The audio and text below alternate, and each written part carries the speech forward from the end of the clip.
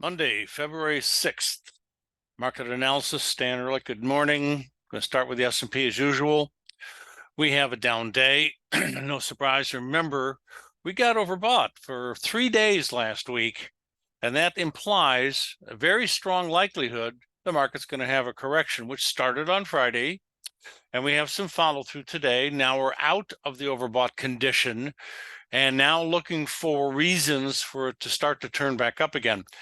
I thought maybe 410.5 would do the trick. It tried to a little earlier, but the market didn't hold that level and started to come down and worked its way into a little bit of support at 408 even. That's a decent or better support level, but you really have significant support down around 406 and even lower. No lower than 401 to 400 in the next couple of days, because that's the neckline on the head and shoulder bottom, which I claim has started the bull market of 2023 and has a minimum upside objective of testing all-time historic highs at approximately 476.5. By the way, any requests of any kind, whatever, info@ersignals.com. Info@ersignals.com. So I like what I see. The market's going sideways the last few hours on the left-hand 1-minute chart. Currently 409.5. We need to get above 410.5 in order to start to make some bullish progress. And dropping below 409 would not be particularly bullish at the moment. We are close to oversold. Well, that's the detail. Now let's go to the DIA, which is a really different story.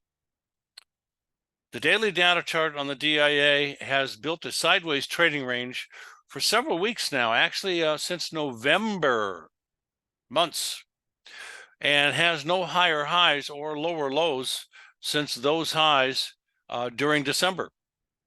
They were only a few days apart.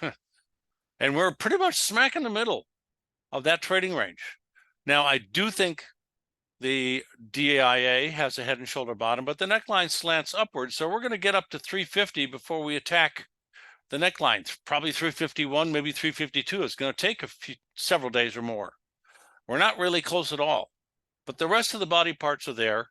And if the QQQ and the spider do perform as I expect, then the DIA will lumber along and finally get there and break out, et cetera, et cetera, et cetera.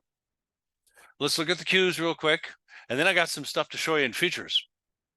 Now, the Qs, very similar, but they have started their bullish move earlier by crossing the neckline above and crossing above the long-term bear trend line and a lot of other previous boundaries to pronouncing a bull market. They have been overcome.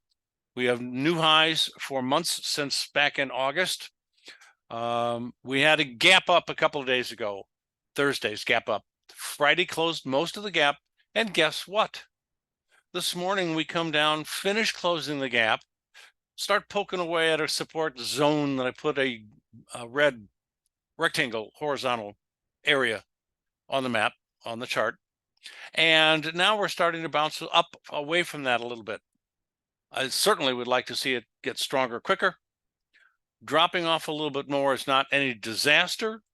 There is plenty of room on the downside for a little more downside correction in this, I call it, new bull market.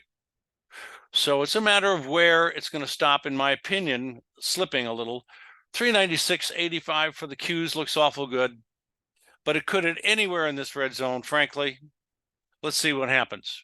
Now, all the 1-minute charts look a little soft, challenging support at that area. One comment about the Russell 2000. Wow, it took off like a bat out of hell when it got above that green used to be red, resistance area, and now it's support. So if it comes back down to 190, that's a very likely area to be buying at. There's no head and shoulder bottom because the first shoulder and the head were about the same prices. So now it's basically a broad double bottom. Nevertheless, the bullish potentials and expectations are still there. Futures.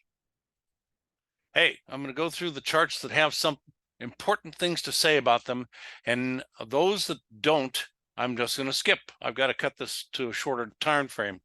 There's still a head and shoulder top on cocoa. It's rallying a little today, but it has made some downside progress since the last theoretical shoulder high on January 30th. Keep an eye on this one. Head and shoulder bottom formation in the E-mini is obvious. It broke its neckline, which is very, very similar to the SPY, but slightly different because of the hours of trading. Everything fulfilled my expectations about a buy signal in October. On October 13th, the world turned around. I had a huge number of buy signals on that day with my ER signals, automated or manual trading system. Ask about it. So we're back down to the neckline on today's lows, or extremely close. So here, there really shouldn't be any elbow room to speak of, and we should start turning back up again. Next chart. We had a buy signal about 2 weeks ago that failed. I mean to show you that because we have lower lows, and even though it didn't close that way for a couple of days, bouncing back today, new low, and probably likely a new low close. Heading south. Next. The bearish engulfing that we got in gold market on Thursday, I screamed bloody murder about. It worked like crazy on Friday, and today we're bouncing very slightly. Not much at all. No opinion, looking for lower levels, but I do see that we're oversold. Went from overbought, believe that, on one day all the way down to oversold the next day, basis the high of the first and the low of the second days.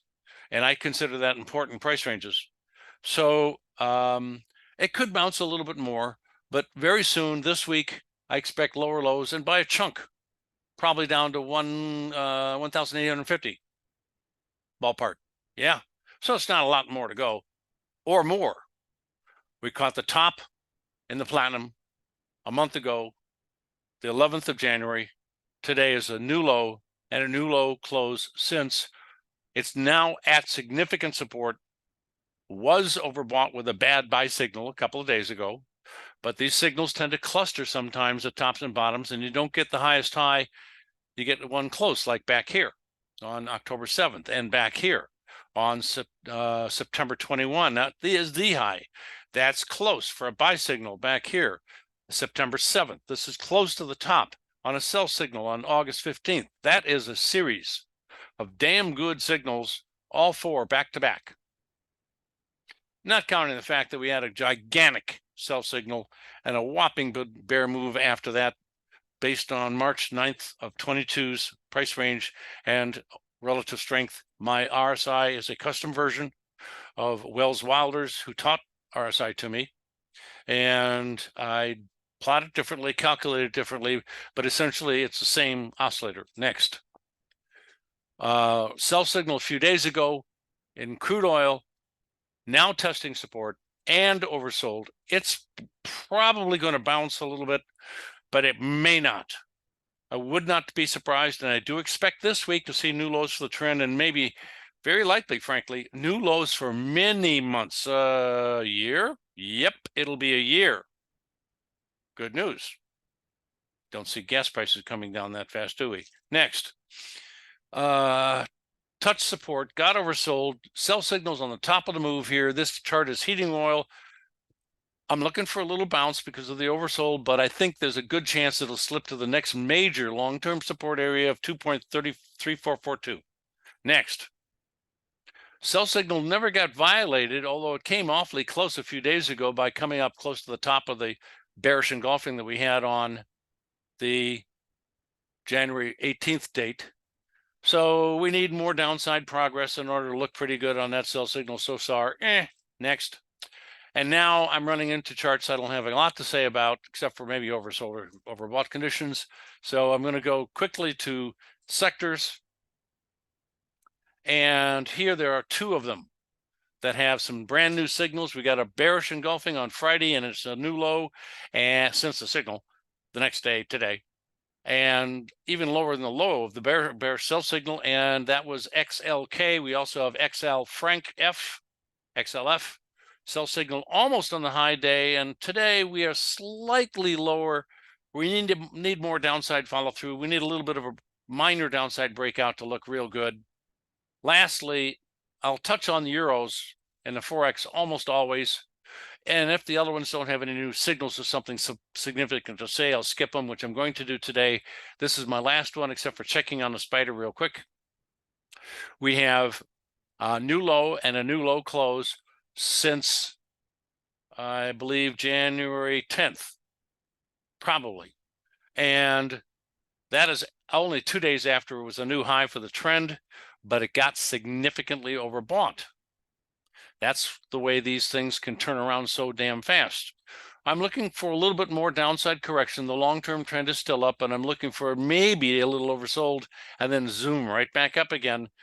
Let's go look at that last little evidence here in the indexes. And this is the 2000, putting this back into place. And we're just going sideways in the the spider. No higher high, no lower low for, I don't know, 20, 30, 60 minutes or so, an hour. I'm bullish. I'm looking for it to turn around and maybe this week make new highs for the whole rally, but soon. Have a great day.